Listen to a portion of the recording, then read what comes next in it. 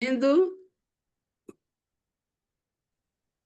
Sim, Ai, que bom. Então, olha, é um grande prazer fazer parte desse segundo módulo desse curso. E aí, em nome da Caritas Brasileira, né, da diretoria e de toda a Rede Caritas, de agradecer a participação de todas e todas nesse segundo módulo. Foram mais, né, segundo a informação da própria Cristina, mais de 800 pessoas inscritas nesse curso de formação sobre migração e refúgio, mostrando quão importante é para Caritas Brasileira e para o país hoje está pautando essa discussão, né? Que é uma discussão que é um assunto, uma temática que está presente não só no Brasil, mas em todo o mundo, né? Em alguns lugares com mais peso e outros com menos peso, mas não existe nenhum lugar no mundo hoje que não faça essa discussão sobre migração e refúgio, né? E a Caritas Brasileira, né, percebendo isso, a importância desse tema, desde 2016, a gente vem colocando como prioridade nas nossas ações a discussão sobre migração e refúgio. E tendo como um dos patamares desse processo de inserção dessa temática dentro das prioridades da Caritas, o processo de formação, né, que a gente entende que é fundamental para poder fazer uma boa ação, para poder ter uma boa atuação, é importante que a gente possa garantir esse processo de formação, né? Então, aí nós estamos já essa é a quarta etapa, né? Então, assim, é um grande avanço para a Caritas estar construindo e discutindo essa temática em toda a sua rede, né?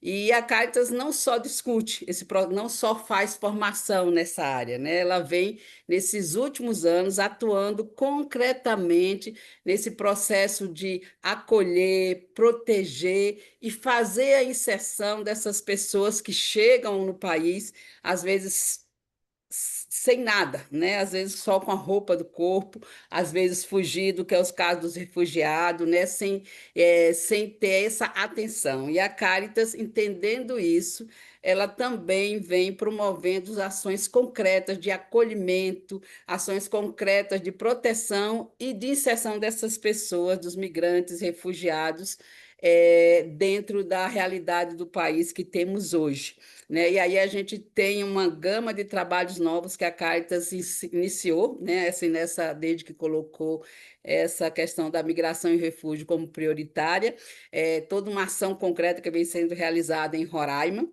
né, no sentido de atender e acolher aquelas pessoas que entram no Brasil por Roraima, então atendendo essas pessoas, fornecendo uma alimentação saudável, uma alimentação digna, fornecendo um espaço de acolhimento onde essas pessoas podem tomar um banho, lavar sua roupa, né? Elas podem se sentir inseridas na sociedade brasileira, através dessas ações que a Caritas vem, fazendo hoje, tendo uma grande atuação hoje em Roraima, mas também em todo o mundo, porque outras Caritas no país terminam absorvendo e recebendo essas pessoas. O Paraná é um exemplo disso, Florianópolis também. Então, assim, toda a rede Caritas hoje, ela tem uma ação voltada para os migrantes, né? Aqui em Brasília, por exemplo, nós temos uma ação interessantíssima de apoio a migrantes, não só migrantes, gente, imagina, migrantes indígenas.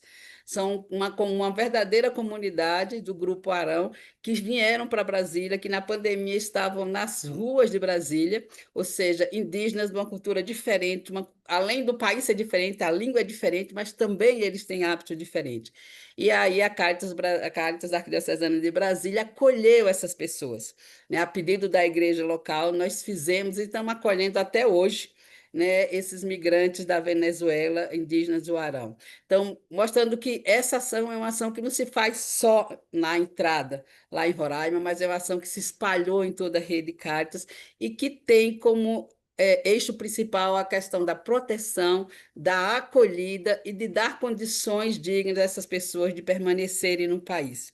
E isso a Caritas faz, reafirmando a sua missão, né? A sua missão que é a testemunhar e anunciar o Evangelho de Jesus Cristo defendendo e promovendo a vida, né, em suas diversas formas e construindo uma sociedade diferente, uma sociedade solidária e do bem viver. É assim que a Caritas entende que ela faz e ela age e atua no sentido de fazer concretamente e realizar a sua missão aqui no Brasil e no mundo, né? Então é com muito prazer, é com muito gosto que a gente participa, que eu estou participando hoje dessa segunda etapa do curso de migração, até porque nesse início do ano, a gente foi chamado, né, enquanto diretoria, enquanto Caritas, a estar mais presente nessa ação por conta dos desmandos aí do governo americano, no sentido de tirar os apoios que já estavam garantidos com contratos a essa ação que é significativa hoje para toda a rede Caritas e principalmente para a população que tem direito a esse atendimento, né? Então, é nesse sentido que a gente vem mais uma vez parabenizar todos e todas e dizer que esse processo de formação ele é fundamental para garantir que essa ação continue sendo prioridade na rede Cartas e que ela, com certeza, está sendo, né? Ela vem sendo realizada de forma muito eficiente, de forma muito carinhosa e de forma muito acolhedora aqui dentro da rede Caritas.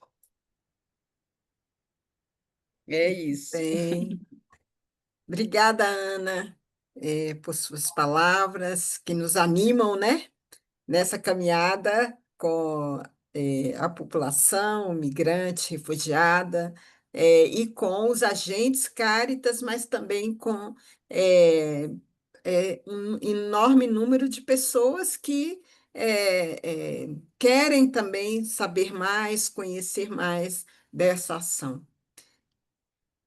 Agora eu vou devolver a palavra para a Clara, né, Clara? Com você. Oi, gente. Bom, muito obrigada, Nadeste, pela sua Oi, presença Clara. aqui. Obrigada pelas suas falas, pela sua fala também, pelas suas palavras. E é isso mesmo, gente. É bem viver, é solidariedade, é fazer um mundo melhor. E aí, o nosso propósito nesse curso, a gente vai aprender. Vou mostrar aqui rapidinho para vocês, apresentar para vocês brevemente o que que é esse curso, o que que vai ser esse curso nesse módulo.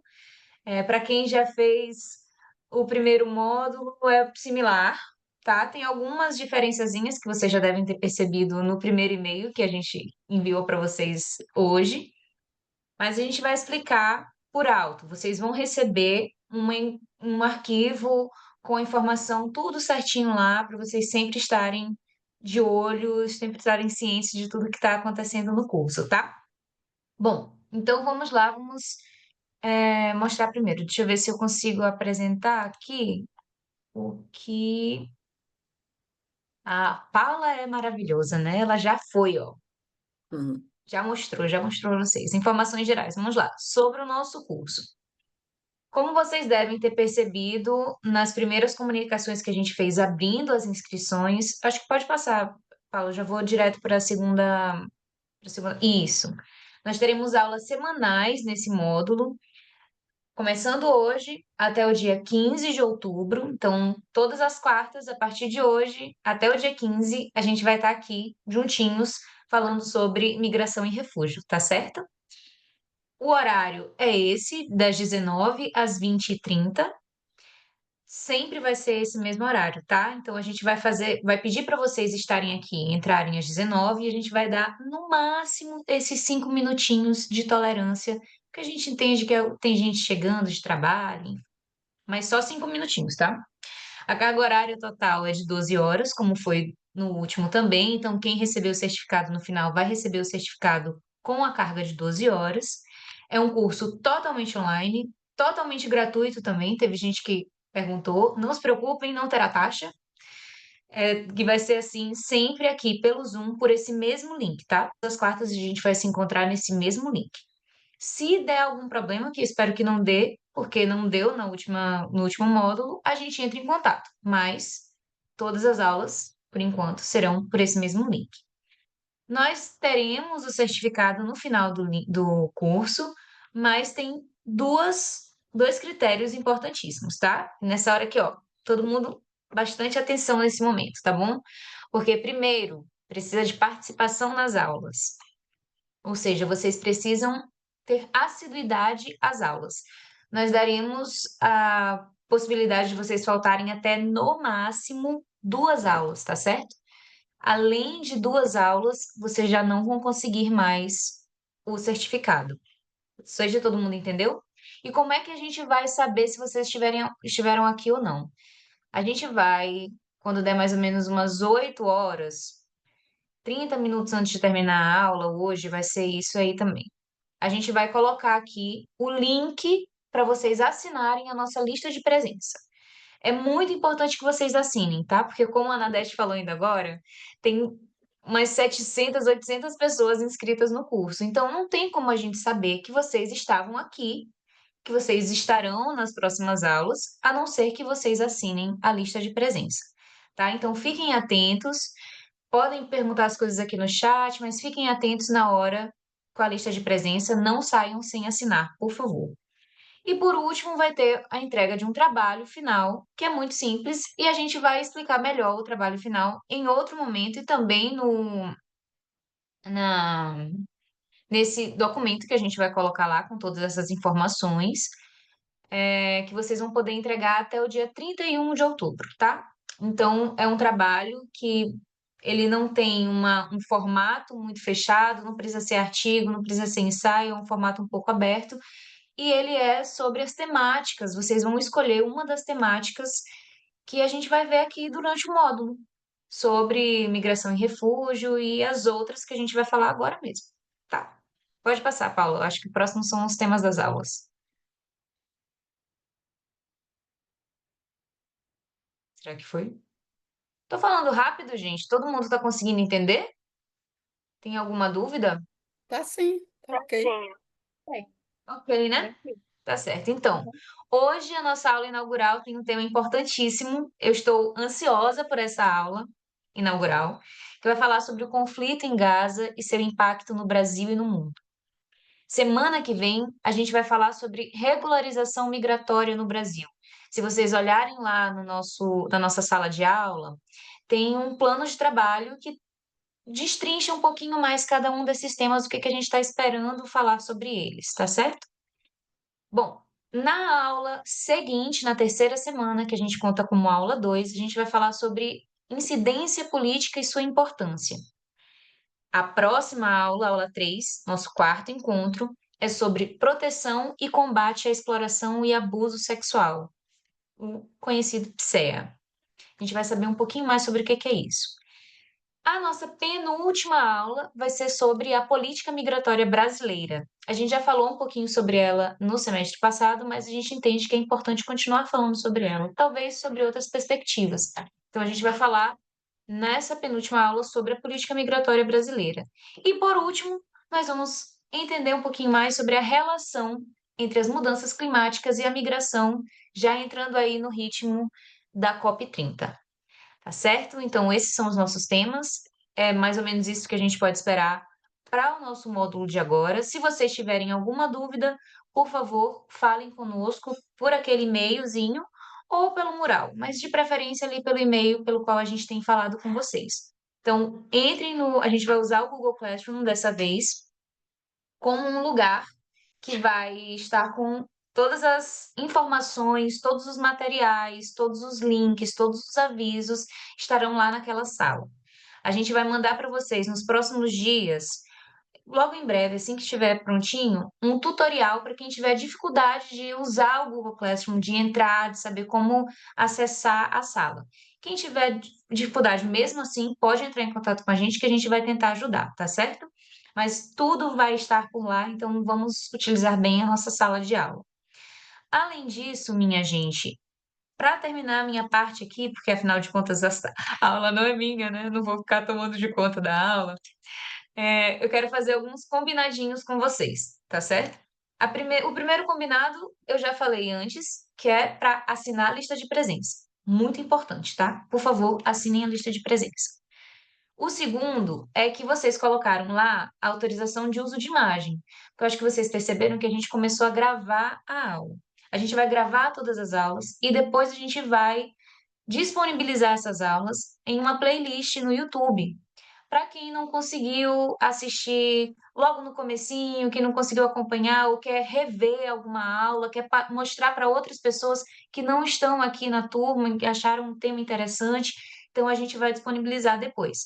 Mas, como vocês colocaram lá a autorização, quem continua, confirma autorizando o uso de sua imagem nessas gravações, entendendo que vai ser disponibilizado aí para o público geral, pode botar, por favor, deixe a sua câmera aberta. É bom até para a gente saber que a gente não está falando aqui com o vácuo, né?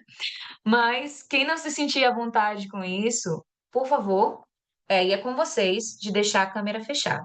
Isso não quer dizer que vocês não vão estar interagindo conosco, tá bom? O chat está aí para isso.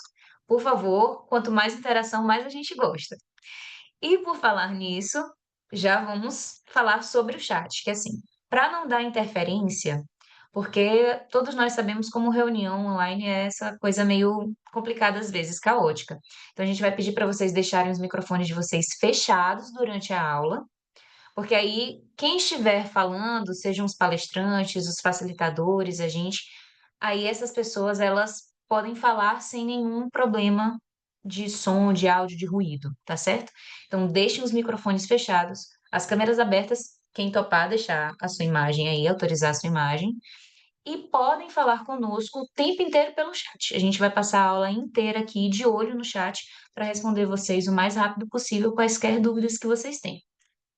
Inclusive, porque a gente quer incentivar vocês a fazer comentários e deixar perguntas ao longo da aula, por causa de um negócio aí que Cristina daqui a pouco vai explicar, que é a sequência da nossa aula, né? A metodologia da nossa aula. Então, daqui a pouco Cristina vai falar sobre isso.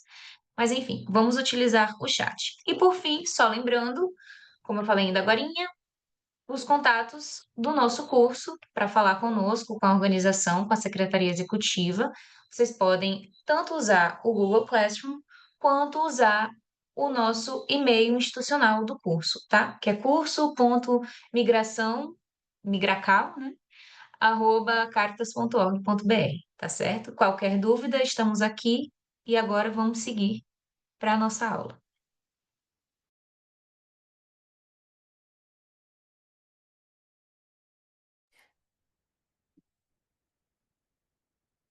Muito bem. Me escutam? Tem uma informação aqui para desativar. Sobre a metodologia, né? Quem já esteve conosco nos módulos passados, sabem que a gente vai buscando construir um caminho de garantir os diálogos, né? Nós sempre vamos ter alguém que traz o tema central, que eh, trabalha conosco 30, 40 minutos com o tema principal e depois a gente abre para perguntas, para diálogos. Algumas vezes a gente traz depoimentos, pode acontecer de que a gente faça trabalho em pequenos grupos. Então, assim, a metodologia a gente vai buscando trabalhar de acordo com o tema que ali vai ser trabalhado, que vai ser disponibilizado para vocês aquela noite. É, a perspectiva vai ser sempre de garantir que a gente tenha o tempo suficiente para dialogar sobre a temática que está sendo abordada em cada noite. E falando em temática, né, a Clara já trouxe aí, né, o tema da noite de hoje. A gente tem uma expectativa para compreender, né, melhor o que passa ali em Gaza e todos os desafios que hoje enfrentam as pessoas ali na região. Então, hoje nós vamos poder compreender um pouquinho mais a partir da contribuição da Mainara, a Mainara Naf, ela é uma brasileira palestina, ela é secretária de Relações Institucionais da Federação Árabe Palestina no Brasil, e ela também é responsável, coordenadora de projetos na Secretaria Nacional, de Juventude ali no Paraná. Mainara, você pode se sentir aí livre para se apresentar melhor, se você desejar, mas a gente já te dá as boas-vindas, dizer que estamos bem felizes de você ter aceitado o nosso convite para conversar conosco aqui essa noite, nos ajudar a compreender melhor essa realidade ali de Gaza. Bem-vinda. Tá fechado ou tá? A gente não te escuta.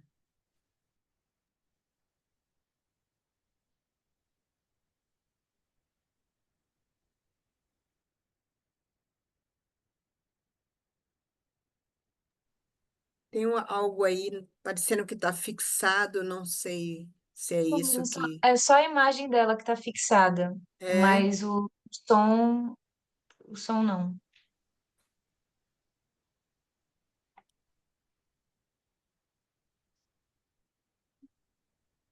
A beleza da reunião online, né? Ela vai sair, vai entrar novamente. Ver se ela consegue entrar aí e resolver esse probleminha técnico. Sim. Mas eu tô animada. Olha, tem gente aqui, eu vi, tu viste, Cris, de onde o povo tá falando? Tem gente do Brasil todo, tem gente que tá em Portugal. Portugal, né? Muito Eu já bacana. vi gente aqui de tudo quanto é região do país. Acho legal, acho bom. Vamos Sejam lá. todos bem-vindos. A Mainara entrou novamente, Vamos mas ver se ela ainda não consegue estamos falar. escutando. O que aconteceu, né? A Mainara, gente testou ainda agora, a gente estava tudo certinho. tudo certinho.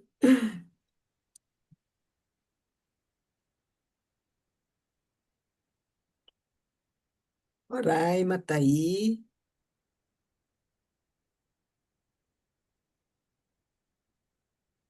Muito bem. Quem sabe, Clara, fala um pouquinho do trabalho final aí. O pessoal está perguntando, enquanto se É uma resolve boa. a técnico ali. Boa, boa, enquanto ela se resolve.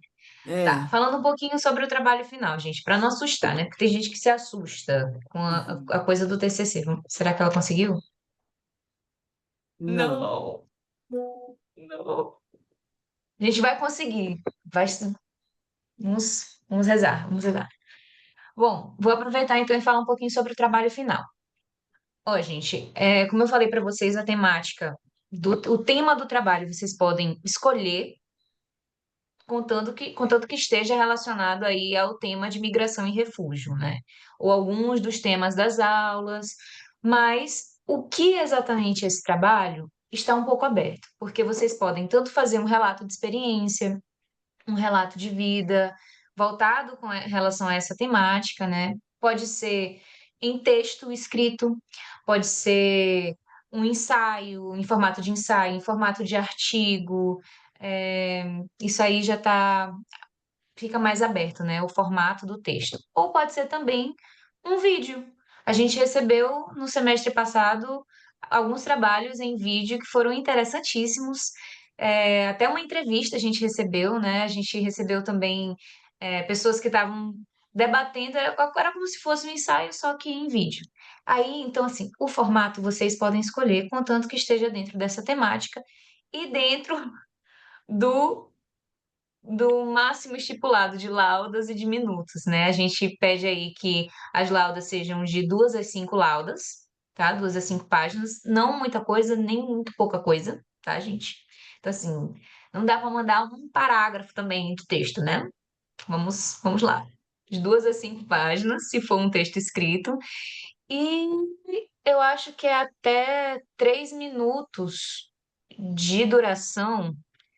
Eu vou confirmar para vocês, mas eu tenho essa impressão, Algo na minha memória me fala que é de 2 a 3 minutos de duração. Mas, como eu falei para vocês, vocês vão receber um documentozinho mesmo, com tudo lá escrito já, tudo acertadinho, que não vai ter problema de memória meu, falando uma duração que não é a duração correta. Mas é assim, é um vídeo curto ou também um texto curto.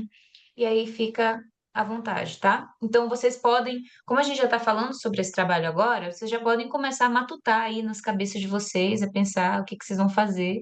E vocês têm até o dia 31 de outubro para enviar para a gente, tá? Eu vou colocar a atividade também lá no Google Classroom. Quem não conseguir usar o Google Classroom para mandar atividade, pode mandar para a gente pelo e-mail. Mas a gente vai se comunicando aí se ainda tiver alguma dúvida. Vamos ver se Mainara Pessoal, conseguiu agora.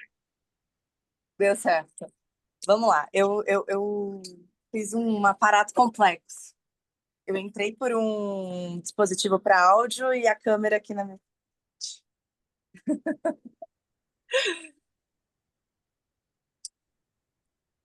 Bem, posso começar, Clara? À vontade. Tá, vamos lá. Faça seu. Primeiramente, eu vou fazer um agradecimento muito especial a essa instituição, que é a Caritas, que há muitos anos vem construindo uma história muito concreta de ajuda, né? E de fazer desse mundo um espaço melhor, um espaço mais agradável, um espaço mais afável para todos nós. Para mim é uma honra estar abrindo esse curso sobre migração e refúgio, um reconhecimento enorme. Eu que agradeço pelo convite. E aqui passo para a minha apresentação, né? Eu, durante a minha trajetória, tive um histórico sempre dentro da causa palestina, né? Minha família mora na Palestina hoje, eu sou nascida aqui no Brasil. Eu expliquei, dei uma explicação no início para a Cristina, né? Sobre por que a gente reivindica essa identidade, né? De palestinos. Então, bem, eu sou atualmente secretária de Relações Institucionais da Federação Árabe Palestina do Brasil e sou também, agora estou como coordenadora de projetos na Secretaria Nacional de Juventude da Presidência da República. Não é do Paraná, PR é a Presidência da República. Tá, Bem, desculpa. não, claro, sem problemas. Só para uma questão de localização aqui. Eu preparei uma aula e eu queria trazer o máximo de conteúdo que eu pudesse, assim, para vocês terem uma base para esse módulo 2 desse curso, não só sobre Palestina, mas também sobre migração e refúgio como um todo. E como a gente tem hoje a questão palestina como o caso mais emblemático do direito internacional. Então, como é bastante conteúdo, não sei se vocês já receberam o conteúdo introdutório que eu enviei. Receberam, Clara? Receberam. São 6 páginas de conteúdo. Aquilo ali foi a introdução. Agora nós vamos vamos esticar a corda um pouco e fazer desse encontro o mais produtivo possível. Então, queria pedir, primeiramente, paciência de vocês. Eu vou me ater muito ao texto que foi escrito por mim, para que eu não me perca no tempo e a gente tenha muito tempo hábil para a gente discutir e compreender melhor o tema, conseguir debater isso e tirar as dúvidas de vocês. Tudo bem? Vamos lá. Eu estou com 2 telas aqui, então vou colocar vocês para lá. Quando eu quiser olhar para vocês, eu vou olhar para cá. Tá bom?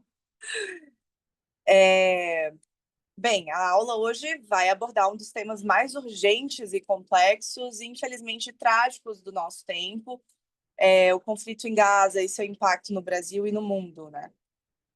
Então, antes da gente começar com estatística, eu queria pedir uma permissão para vocês. Permitam-me começar com uma imagem. Eu quero que vocês imaginem uma cena que, infelizmente, se torna rotineira. Uma fila de homens, mulheres e crianças esperando por um saco de farinha, por uma garrafa de água, pessoas famintas, sedentas, enfraquecidas, tentando sobreviver ao mínimo. E, de repente, essa busca pela vida se transforma se transforma em seu oposto. A fila se torna um alvo. Tiros são disparados, os corpos tombam, crianças são mortas sobre o pão que jamais irão comer. Essa cena muito forte se repete dia após dia. Ela não é uma exceção. Ela é o retrato do que se tornou a vida em Gaza. Hoje, nosso objetivo é ir muito além das manchetes e do fluxo incessante de imagens. Talvez vocês já tenham visto essa imagem que eu levei vocês a imaginar. Hoje nós vamos mergulhar nas raízes jurídicas e políticas que sustentam essa crise. A gente vai analisar, com base em relatórios internacionais, a devastação humanitária e as sistemáticas violações do direito internacional. E nós vamos compreender como essa crise local abala o frágil equilíbrio geopolítico mundial e, por fim, nós vamos discutir como que o Brasil, nosso país, se posiciona e atua como um player global nesse cenário, enfrentando tantos desafios e, claro, tantas oportunidades históricas que nós temos nesse momento. Para a gente compreender a dimensão da crise humanitária em Gaza, é fundamental ir além da análise conjuntural, né? Nós precisamos mergulhar nas suas raízes. O direito internacional público nos oferece duas lentes principais para que a gente entenda a estrutura dessa violência: a negação do direito à autodeterminação de um povo e a imposição de um regime de apartheid. Primeiro, a gente vai falar do princípio da autodeterminação dos povos. Essa não é uma ideia vaga, né? Não é um conceito filosófico. É uma norma imperativa do direito internacional, consagrada no artigo 1º da Carta das Nações Unidas. A Resolução 1514 da ONU reforça isso de forma inequívoca, ao declarar que a sujeição de povos à dominação estrangeira constitui uma negação dos direitos humanos. Muitos juristas e órgãos internacionais consideram que a ocupação israelense dos territórios palestinos, desde a Guerra dos 6 Dias, em 1967, ou seja, né, a Cisjordânia, Jerusalém Oriental e a própria faixa de Gaza, configura uma forma contemporânea de colonização, ou seja, mais precisamente, uma ocupação com traços coloniais. É muito importante nós traçarmos esse lapso temporal, porque nós entendemos o período anterior a 67 como uma colonização europeia tradicional. E a partir de 67, ela passa a ter um caráter mais Bora, Lilith. moderno. Vem. Bem, essa Bora, amor. essa ocupação prolongada, ela impede que o povo palestino determine livremente seu status político e persiga seu desenvolvimento econômico, social e cultural. Nesse contexto... Calma, gente, me perdi aqui. Acontece. Nesse contexto, o direito internacional reconhece o direito dos povos sob dominação de lutar por sua liberdade, né? A Resolução 3103 da Assembleia Geral da ONU de 1973 vai além e legitima o uso de, abre aspas, todos os meios possíveis, incluindo a luta armada, para alcançar esse objetivo. Então, o protocolo adicional 1 das Convenções de Genebra também classifica como conflitos armados internacionais aquele em que os povos lutam contra a dominação colonial e a ocupação estrangeira.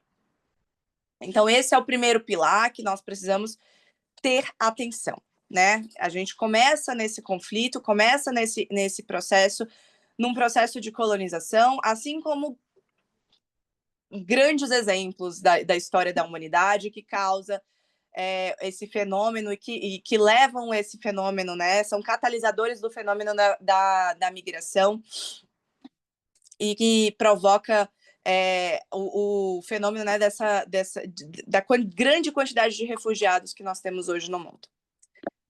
O segundo pilar dessa análise é a alegação de apartheid.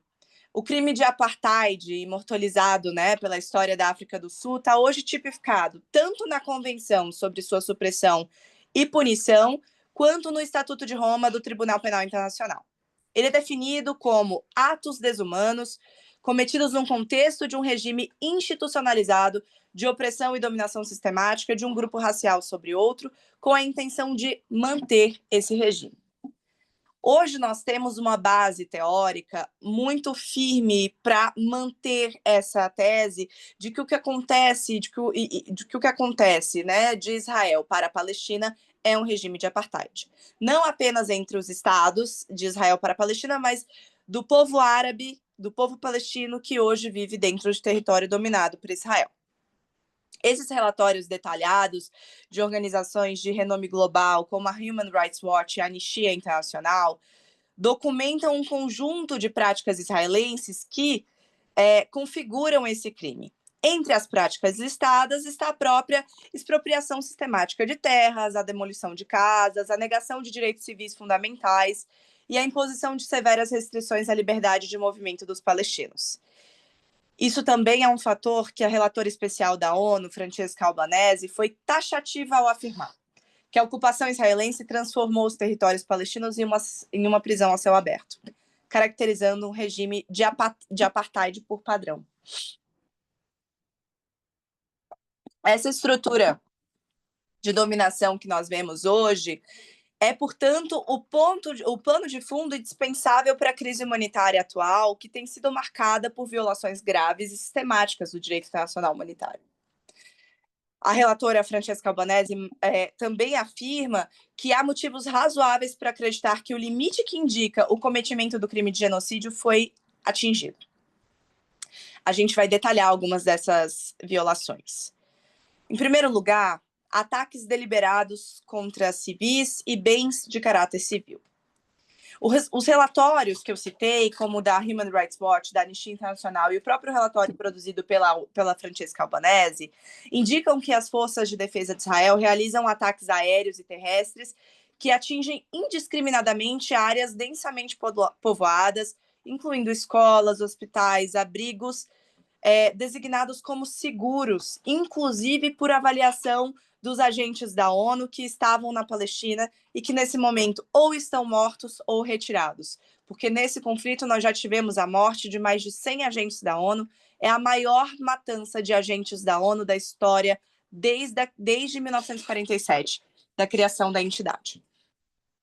Isso viola diretamente o artigo 51 do Protocolo Adicional 1 às Convenções de Genebra, que proíbe ataques contra civis. E o artigo 52, que protege bens de caráter civil. Tais atos são classificados como crimes de guerra pelo Estatuto de Roma. Segundo fator que nós precisamos analisar: deslocamento forçado da população e deslocamento quase diário. Cerca de 1,9 milhão de palestinos, ou seja, a vasta maioria da população de Gaza, já foram forçados a deixar suas casas, muitas vezes repetidamente, sem que houvesse uma justificativa militar.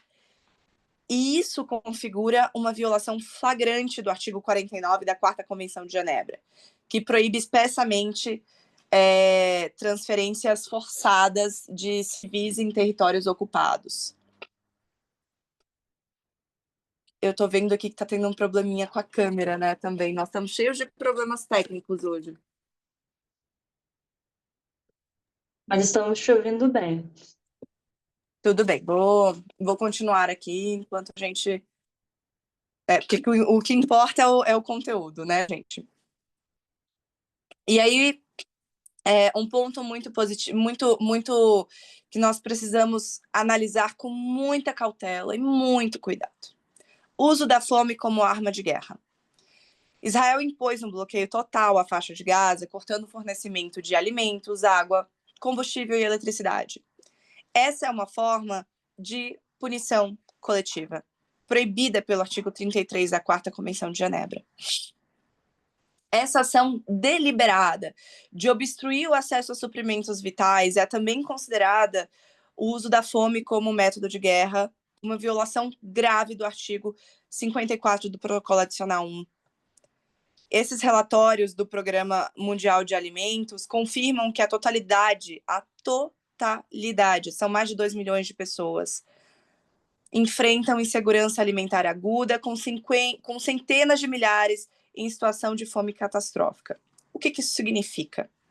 Hoje nós temos muitos mortos por bombardeios, muitos mortos a tiros, muitos mortos que foram que faleceram em razão do não tratamento de doenças tratáveis, porque todos os hospitais, a totalidade dos hospitais de Gaza foram destruídos. Mas o que nós mais vemos hoje são crianças morrendo de desnutrição severa. São bebês que morrem de desnutrição, são crianças que não têm forças para andar. Muito provavelmente vocês já devem ter visto imagens como essa, são imagens fortíssimas. E eu acredito que seja a primeira vez que nós estamos vendo um genocídio sendo praticado ao vivo, na TV, ao vivo, na internet. É o primeiro genocídio televisionado da história. E aí vamos colocar 2 pontos que também são essenciais para definir o crime de genocídio. O uso de armas proibidas ou restritas, que foi documentado pela Human Rights Watch, como o uso de fósforo branco em áreas civis densamente povoadas de Gaza. Além disso, os relatórios indicam que Israel lançou centenas de bombas de 907 quilos, como a MK-84 em Gaza, um volume de uso não visto desde a Guerra do Vietnã. O raio de destruição dessas bombas alcança 365 metros. Seu uso indiscriminado em áreas civis é caracterizado como crime de guerra. E aí, por último, violência sexual contra civis. Nós temos múltiplos relatos de órgãos da ONU e de sua comissão de inquérito que apontam para o uso sistemático de violência sexual contra civis palestinos. As denúncias incluem estupro, ameaças de violência sexual, tratamento degradante, todos esses utilizados como ferramentas para minar a dignidade e o direito à autodeterminação do povo palestino. Inclusive, utilização sistemática dentro das prisões, onde milhares de palestinos estão presos sem processos administrativos e sem processo criminal. Bem, para humanizar essas violações, né, eu vou citar o caso aqui do Dr. Adnan Al-Bush, o chefe da ortopedia do Hospital Al-Shifa. Ele se recusou a evacuar para continuar atendendo pacientes, foi detido pelas forças israelenses e morreu sob custódia após intensos episódios de tortura. Vejam bem, gente, é um médico que se negou a sair do hospital, se negou a evacuar um hospital para tratar seus pacientes e foi morto em decorrência de tortura.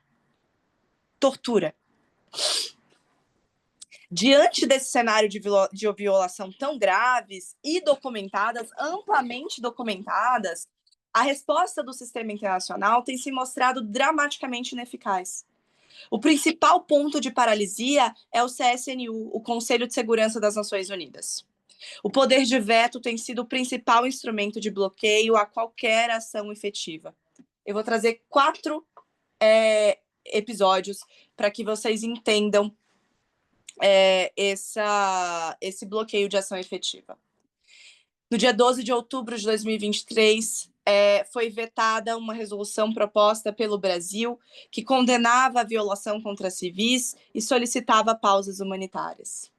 A resolução obteve 12 votos a favor e foi vetada unicamente pelos Estados Unidos.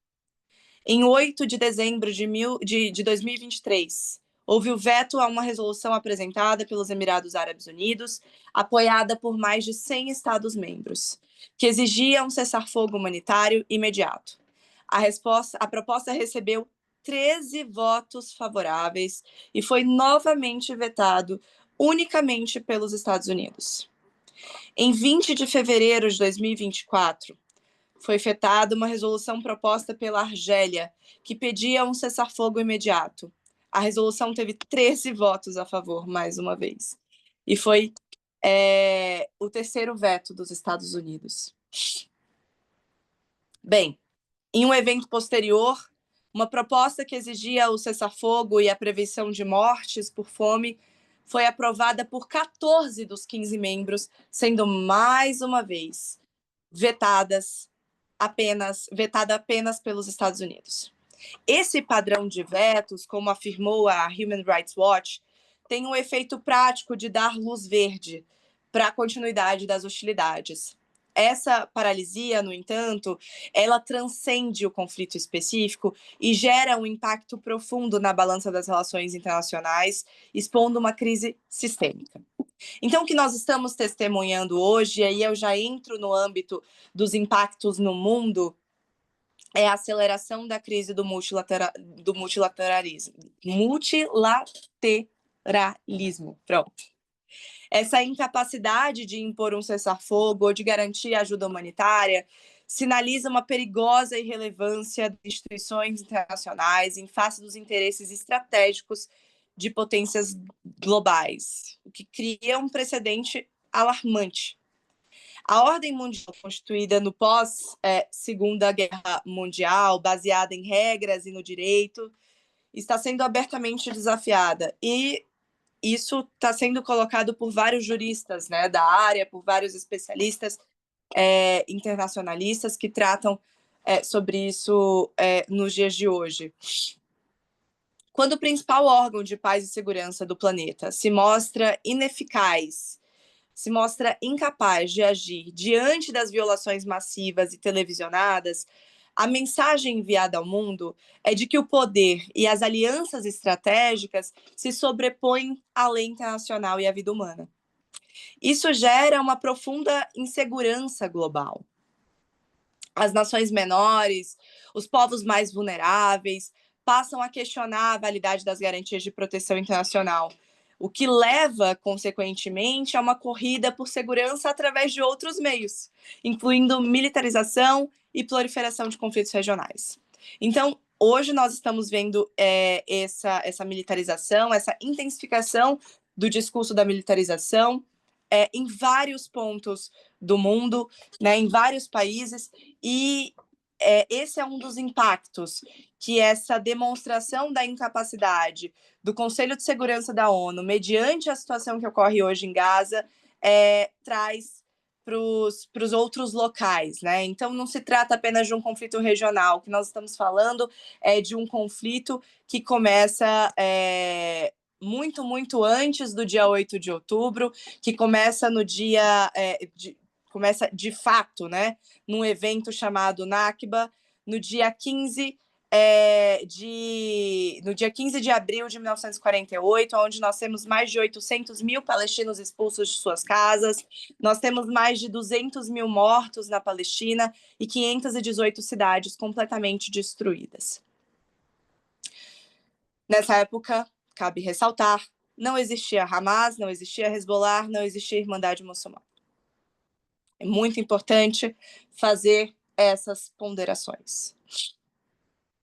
Bem, além de tudo isso que já foi citado, existe uma gritante diferença na resposta internacional a essa crise em comparação com outras. Isso aprofunda a polarização e a desconfiança, especialmente entre o norte e o sul global. A percepção de dois pesos e duas medidas corrói a legitimidade moral das potências ocidentais para defenderem a democracia e os direitos humanos em outros contextos, né? Alimentando as narrativas de hipocrisia e minando a cooperação global em áreas cruciais, como as mudanças climáticas e a saúde pública. A balança das relações internacionais, portanto, não apenas se desequilibra, ela se fragmenta, com a desconfiança erodindo das fundações da diplomacia e da governança global. Lembrando, nesse ponto, que nós estamos nos aproximando da COP. E que essas discussões também vão ser impactadas. E é aqui que a gente entra no papel do Brasil. Nosso país não tem sido um mero espectador, né? Diplomaticamente, o Brasil buscou se projetar como um protagonista, uma voz ativa do sul global.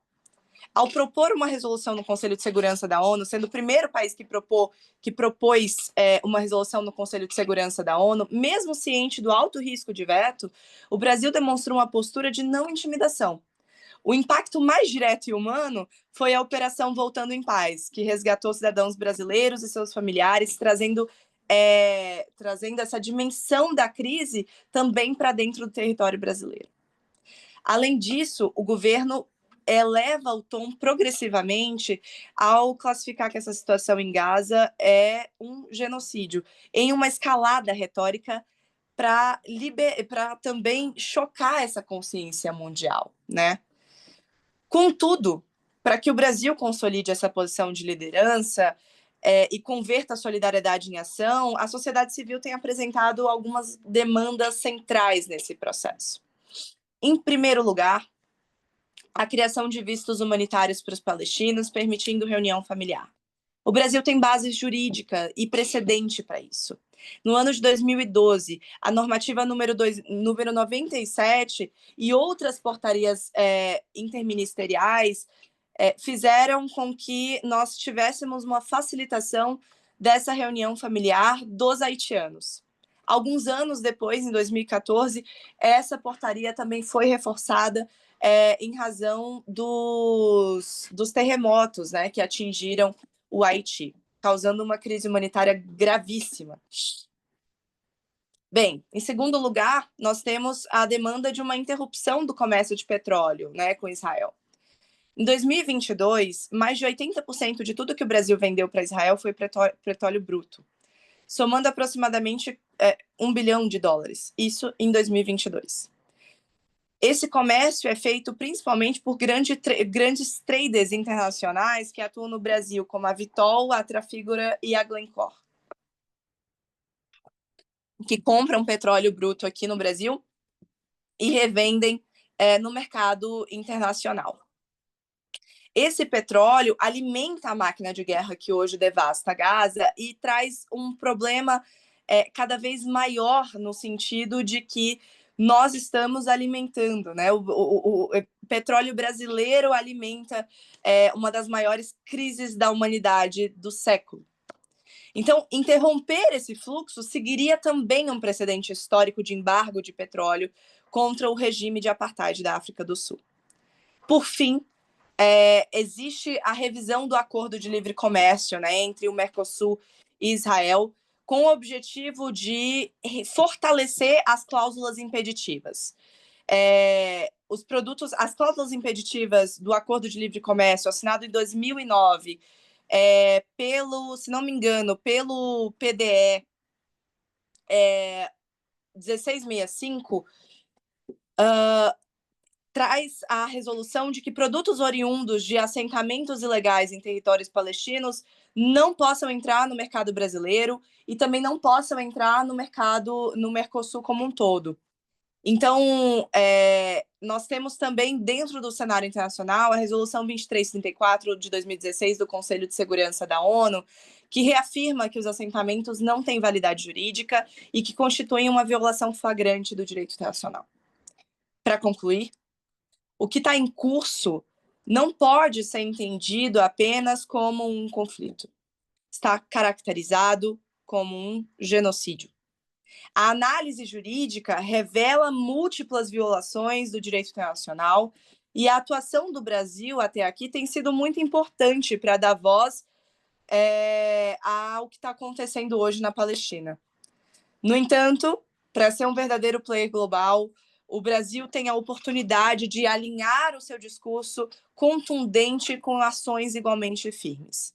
As demandas que estão sendo apresentadas pela comunidade internacional são o caminho para isso. A questão que fica é se o Brasil terá essa possibilidade de usar todo o seu peso moral e político para, mais uma vez, inscrever seu nome na história como um país que não se omitiu e que esteve do lado daqueles que estão sofrendo mais nesse processo. Nós já temos mais de 60 mil mortos. Os dados são incrivelmente alarmantes. E eu acredito que seja por isso, Clara e Cristina, que esse tema foi escolhido como tema para abrir o módulo 2 desse curso tão renomado que é o curso que é essa formação, né, nacional em migração e refúgio. Mais uma vez, agradeço a todos que estão aqui, que ouviram atentamente a esse cataclisma de conteúdo que eu passei aqui. e espero que vocês permaneçam para que a gente possa debater, aprofundar e que eu possa, na medida do meu conhecimento, na medida das minhas possibilidades, responder às dúvidas de todos. Muito obrigada.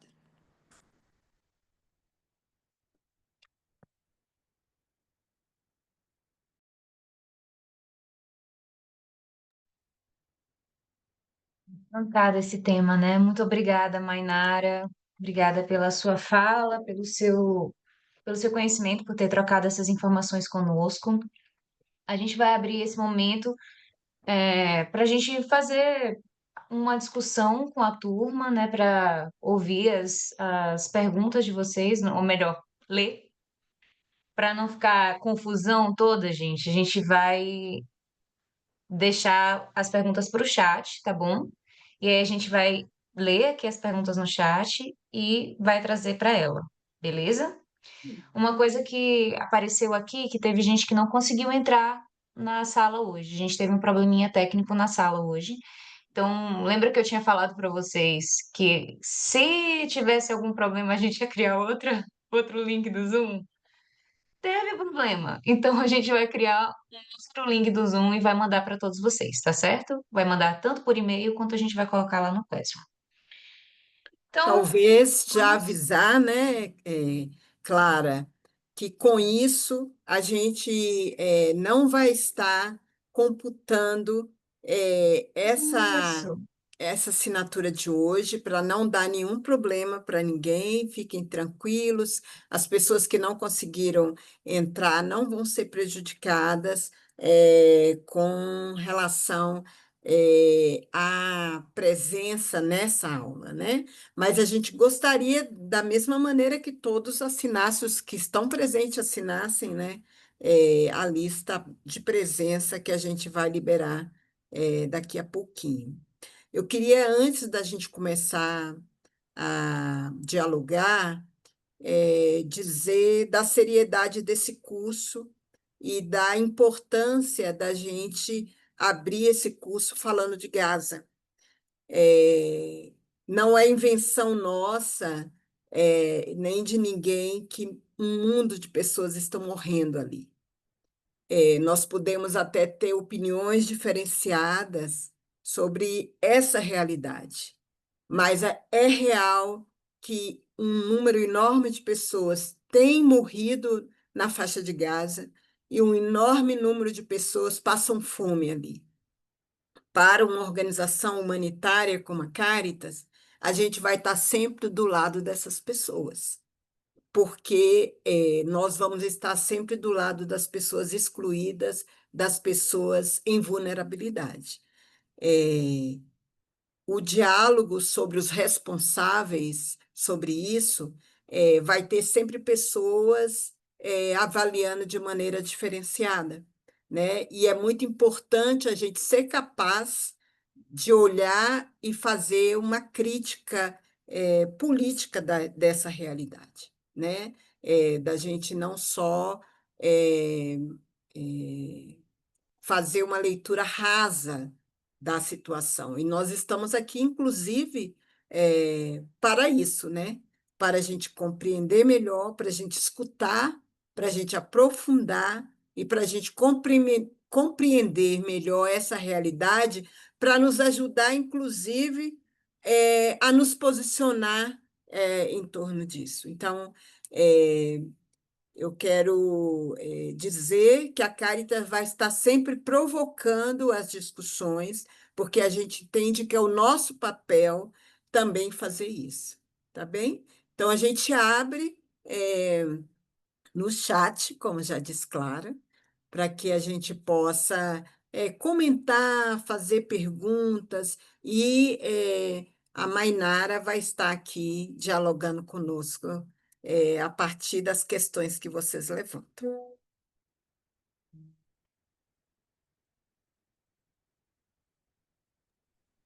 Bom, eu vou começar é, com uma pergunta aqui da Karina. Eu acho que pode ser que tenha alguma pergunta lá mais para cima, mas para a gente não passar muito tempo procurando as perguntas, eu vou começar logo por essas que a Karina colocou aqui. Ela perguntou assim: como os palestinos que saem em busca de refúgio têm feito para sair? Que violência sofrem nesse percurso? Que perfis de pessoas chegam e quais são as suas primeiras necessidades? E o Wesley complementou essa pergunta, essa pergunta que são três perguntas, né? Perguntando quais são os destinos mais comuns dessas pessoas que saem em busca de refúgio de Gaza.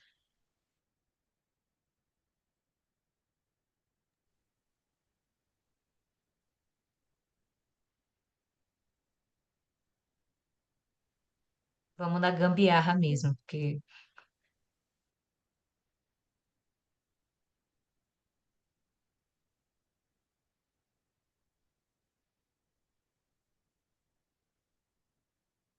Tá, vamos lá. Eu vou só tirar esse fone aqui, porque daí eu não preciso, aí eu não fico me ouvindo. Aí, na hora de ouvir, bem, eu ouço vocês certinho aqui pelo telefone mesmo. Em primeiro lugar, a saída de Gaza nesse momento, ela precisa ser negociada entre pares diplomáticos. Então, todos os países que estão negociando saída de Gaza são aqueles países que ainda mantêm relação com Israel ou que possuem a possibilidade de negociação com Israel. Nós tivemos duas missões de repatriação aqui para o Brasil, onde vieram brasileiros natos e famílias, né? E agora essas famílias requerem a reunião familiar dos seus parentes. Eu preciso falar para vocês que as violações começam no momento que a pessoa precisa do passaporte para poder fazer o processo de reunião familiar. Quando nós tivemos... Por que eu cito na minha fala a questão do Haiti?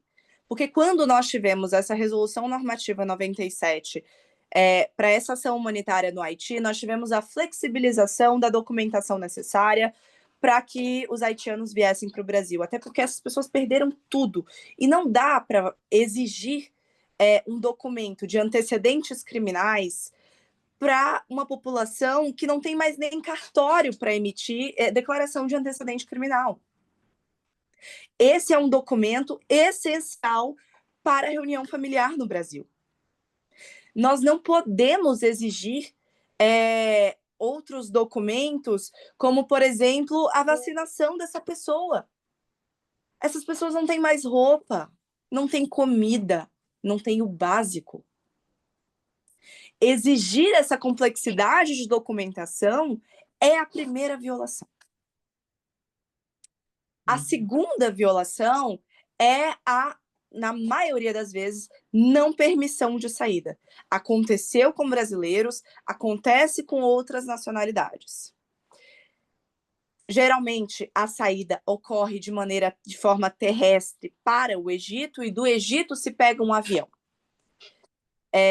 Às vezes, às vezes um avião que o próprio governo do país que está repatriando manda, ou um avião que é um avião comercial de passagem paga. Algumas vezes, alguns países, essas pessoas têm que pagar a passagem. Vejam bem, nós não temos internet em Gaza hoje. Na Cisjordânia, a internet que nós temos hoje na Cisjordânia é 3G. Em Gaza, a situação é pior ainda. Nós basicamente não temos internet. Então, as pessoas não têm recursos financeiros em banco, em cartão de crédito.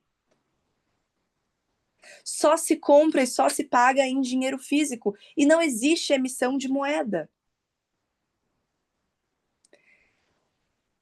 Como é que essas pessoas vão comprar uma passagem?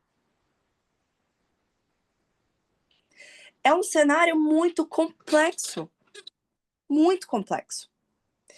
Hoje, dando aqui um exemplo para vocês, eu lido com isso diariamente. Nós temos uma família hoje no Espírito Santo que vieram para cá, foram repatriados, se estabeleceram aqui, estão desde o ano passado tentando fazer reunião familiar. Na semana passada, 10 membros da família foram mortos e restou uma criança com traumatismo craniano, de 10 anos de idade. Como essa criança vem para o Brasil? Nós, primeiro, estamos lidando com uma impossibilidade de negociação com Israel.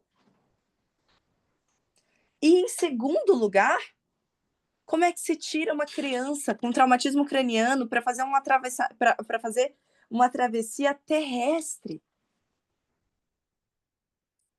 É um cenário de calamidade tremendo. Tremendo.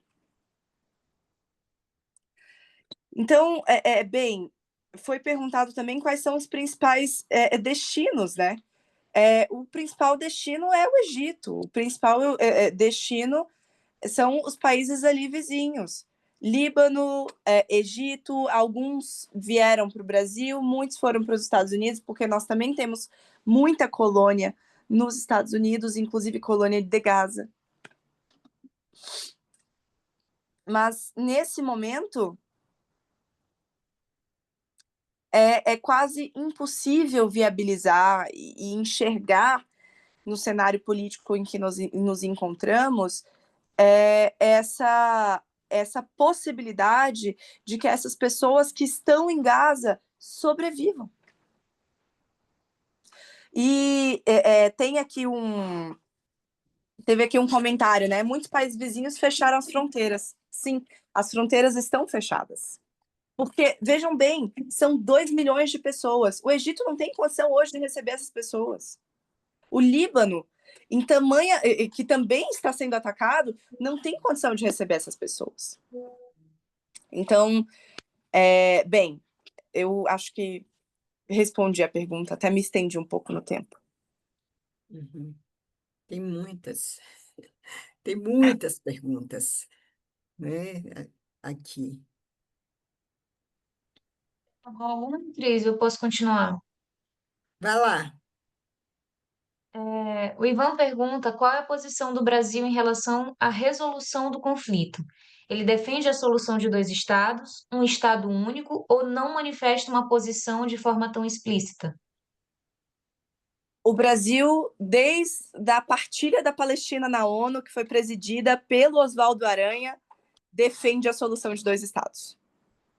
Desde esse período. E durante o governo Geisel, não sei dizer aqui o período específico, mas durante esse período, o Brasil reiterou e engrossou o caldo nessa questão do respeito dos direitos dos palestinos, do respeito do direito à autodeterminação e a solução de 2 estados.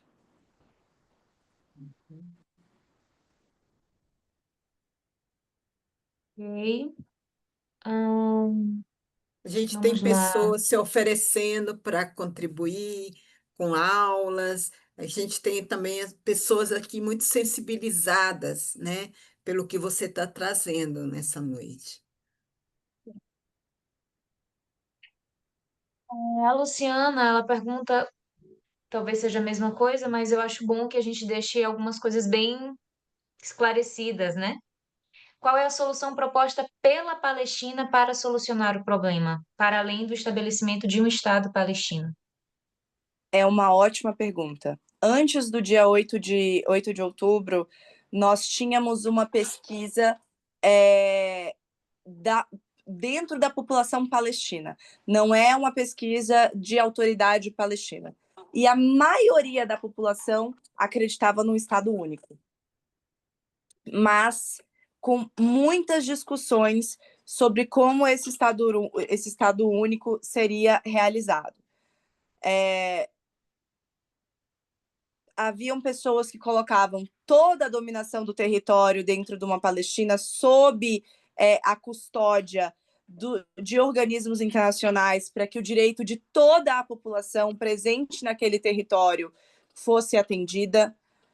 Nós tínhamos pessoas que falavam todo um território dominado por Israel sob a custódia de organismos internacionais, tererê e tarará. Nós tínhamos pessoas que falavam todo um território palestino ou então todo um território israelense. São muitas interpretações que foram abertas dentro dessa pesquisa. Mas hoje, o que nós temos... Na verdade, hoje não. Acho que desde os acordos de Oslo, o que nós temos dentro da posição palestina é um pedido de que, por favor, parem de nos matar. De que, por favor, vamos mediar a situação.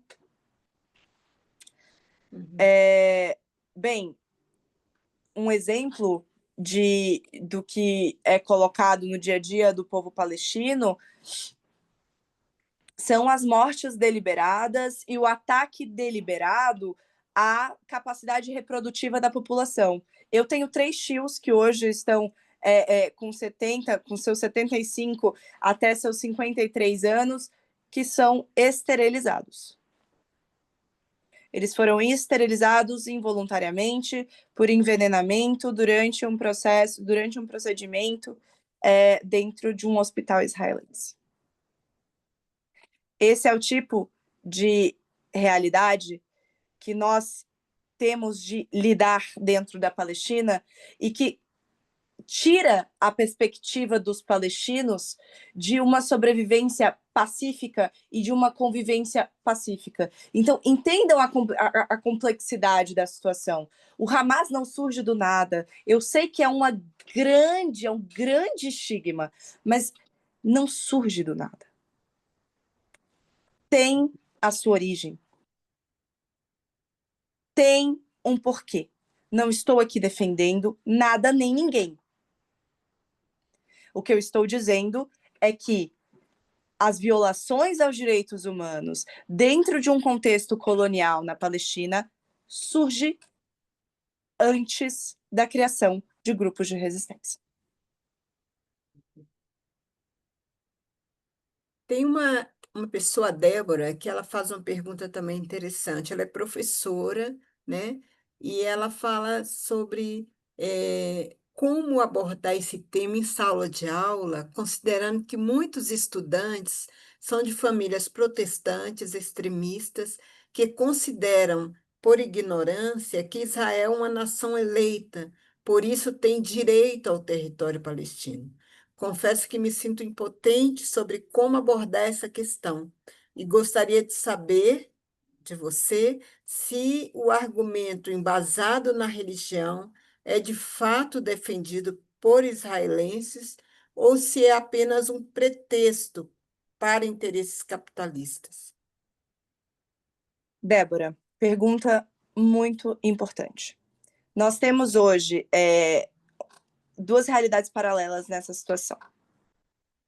Nós temos grupos de judeus que defendem fortemente que o uso da religião, que o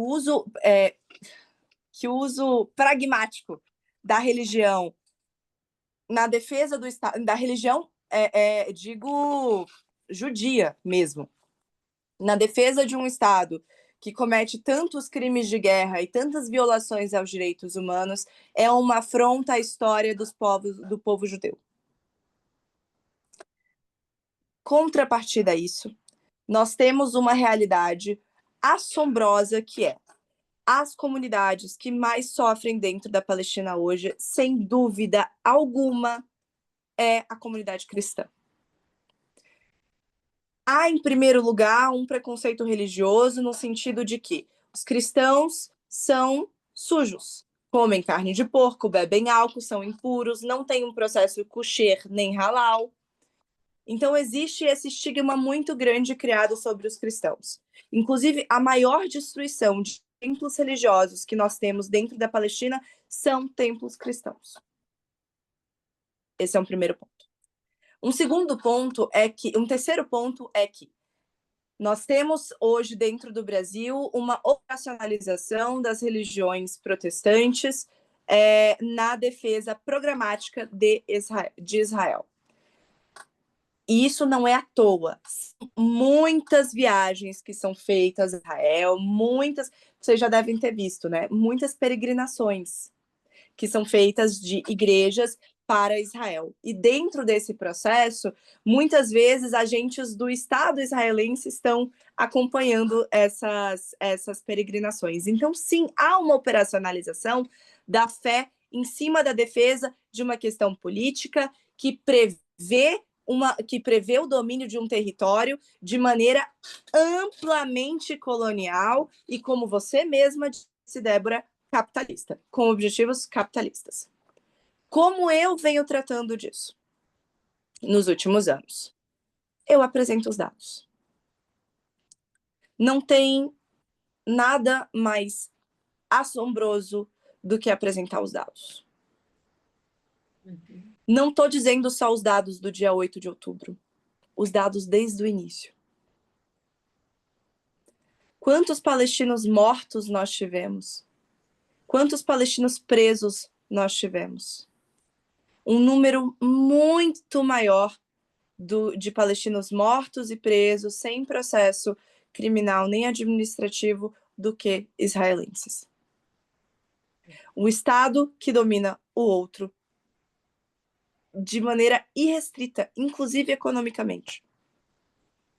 Que domina as fronteiras, que domina todo o processo e que tem uma visão de colonização. Inclusive, não trouxe isso aqui, mas depois pesquisem Greatest Israel, é a grande Israel, que é esse projeto de colonização que foi colocado em primeiro lugar lá em 1928 pelo Jabotinsky, que é um dos maiores percussores da ideologia sionista, mas que hoje é reforçado pelo governo do Netanyahu. Então, Débora, eu acredito que dentro de uma sala de aula, falarmos claramente sobre os dados e sobre aquilo que está colocado dentro dos relatórios internacionais, atinge a nossa própria humanidade. Quem não consegue enxergar o que está acontecendo hoje como uma grande tragédia,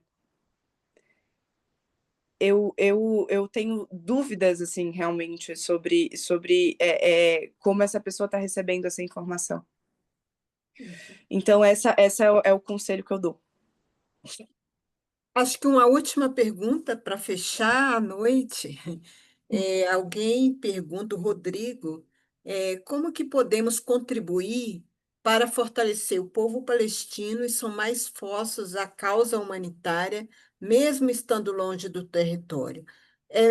E como romper com a desinformação e a IA que tem colocado inverdades sobre o que acontece ao povo palestino? Bem, eu acho que desde o início a gente vê um processo dentro da mídia brasileira que nós vamos falar disso, acusando os palestinos de terrorismo do início ao fim, e quando nós não tivermos mais a possibilidade de focar nesse ponto, nós vamos parar de falar. Então, nós não vemos mais a Palestina nos noticiários, nós não vemos mais a grande mídia falando sobre esse tema, porque, de fato, quando vai falar desse tema, acho que a partir de 1 ano e meio para cá, só se pode falar sobre a quantidade de palestinos que estão morrendo, sobre mais de 2 milhões de pessoas que estão morrendo de fome, sobre 60 mil pessoas que estão enterradas em covas coletivas, sobre as ossadas que estão jogadas no chão porque os ossos estão saindo do chão, porque não tem mais lugar para enterrar as pessoas, sobre o esgoto que corre a céu aberto, sobre a sede, sobre as mais de 10 mil mulheres grávidas nesse momento que não têm como dar à luz, e que quando darem à luz, podem ter certeza, seu filho vai passar fome. Nós não podemos deixar de falar sobre o que está acontecendo. Nós não podemos negligenciar a gravidade da situação que ocorre hoje dentro da Palestina. E aqui eu presto um agradecimento especialíssimo às 275 pessoas que estão presentes nessa aula nesse momento. Que entendem que, muitas vezes, não concordando com aquilo que está sendo falado, mas que entendem que entendem a importância de debater esse tema e de conversar sobre isso, de reanalisar, reinterpretar, refrescar a memória com aquilo que acontece há mais de 2 anos e que se trata do primeiro genocídio televisionado da história da humanidade. Que entendem que na frente que nós não nos calamos diante do que está acontecendo. Que nós paramos, que nós ouvimos, que nós sentimos a dor do que está acontecendo.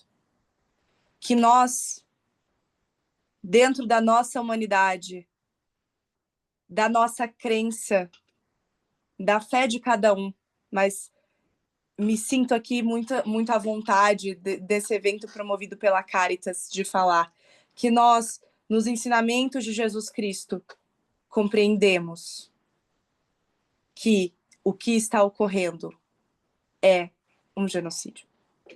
É a morte deliberada de crianças, mulheres e homens, que muitas vezes não tem nada a ver com o que aconteceu no dia 7 de outubro. Então, bem, continuem falando, continuem pressionando. Assistam conteúdos como esse, estudem, conscientizem-se. São momentos como esse, eventos como esse, promovido por essa instituição tão valorosa que reforçam a humanidade que existe em nós. É isso.